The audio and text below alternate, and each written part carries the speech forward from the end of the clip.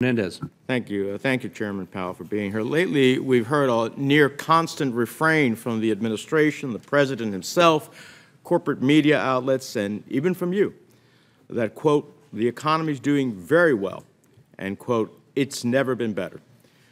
Now, if we take a narrow view of the unemployment rate and corporate profits, then sure, it's a real rosy picture. But take a wider lens to what working families are seeing, and the view is one of great contrast. Over the last year, despite falling unemployment, working families actually saw their real wages fall. By comparison, after-tax corporate profits increased by 8.7% just in the last quarter. There's something fundamentally wrong in our economy when workers are seeing their pay cut while corporations are benefiting from a $2 trillion tax giveaway. Working families not only can't get ahead, but they're actually falling behind. I can tell you, families in New Jersey can't keep up with the surging costs, particularly for prescription drugs and health care. I just heard from a constituent in Glendora, New Jersey, who told me that even with his Medicare and secondary insurance, he can't afford to pay for his insulin and diabetes equipment, and that's pretty unconscionable. So my question to you, Mrs. Chairman, is when will the benefits of this, quote, booming economy reach working families? Thank you, Senator. I think we're aware, and I'm aware, that while the aggregate numbers are good and unemployment is low and surveys overall of households are very positive about the job market, not everybody is experiencing the recovery. Not every demographic group, not every place are experiencing this. So we call that out in our, in every FOMC meeting and in all of our public communications, as I did in my testimony this morning.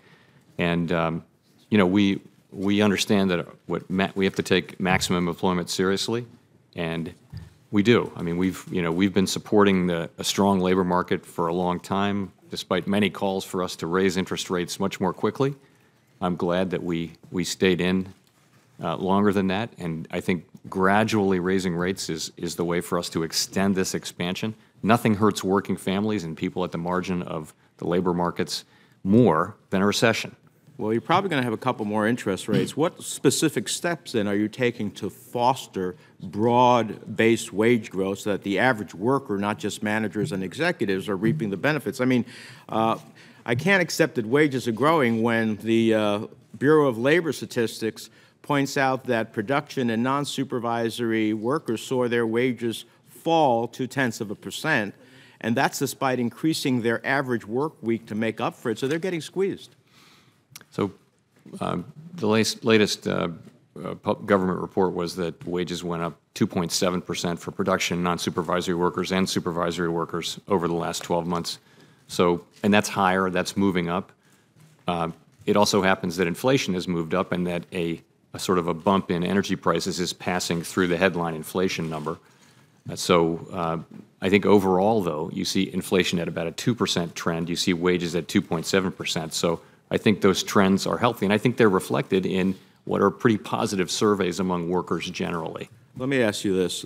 These working families we're talking about are the first to feel the impact when banks, big banks and corporations take risky bets with no accountability. When we passed Dodd-Frank, we included language to ban incentive-based compensation practices that reward senior executives for irresponsible risk-taking. Regulators issued a proposal in 2016, but more than 2 years later, nothing has been finalized. In the meantime, Wall Street bonuses jumped 17% last year to an average of more than $184,000, the most since 2006, and that's bonuses alone. Now, you have made time to weaken Wall Street oversight by revisiting capital rules, revisiting leverage rules, proposing changes to the Volcker rule, all of which were finalized after years of deliberation, public comments, and input from other regulators, and all of which protect our economy from another financial crisis. How is it, Mr. Chairman, that you have not made time to finish the incentive-based compensation rulemaking for the first time? And can you give me a commitment today as to a timeline for when this will be done? We tried for many years it's a multi-agency rule, the incentive comp rule. We were not able to achieve consensus over a period of many years between the various regulatory agencies that need to sign off on that. But that didn't stop us from acting, you should know. Particularly for the largest institutions, we do expect that they will have in place compensation plans that do not provide incentives for excessive risk-taking. And we expect that the board of directors will make sure that that's the case. And so it's not something that we haven't done. We've, in fact, moved ahead through supervisory practice to make sure that these things are better than they were, and they're substantially better than they were. You see much better compensation practices here, focusing mainly on the big firms where the problem really was. Well, that does not have the power of a rule. I hope we can get to a rule-based purpose, because at the end of the day, we seem to have revisited everything that was already completed, but yet we cannot get this one going. Thank you, Mr. Chairman.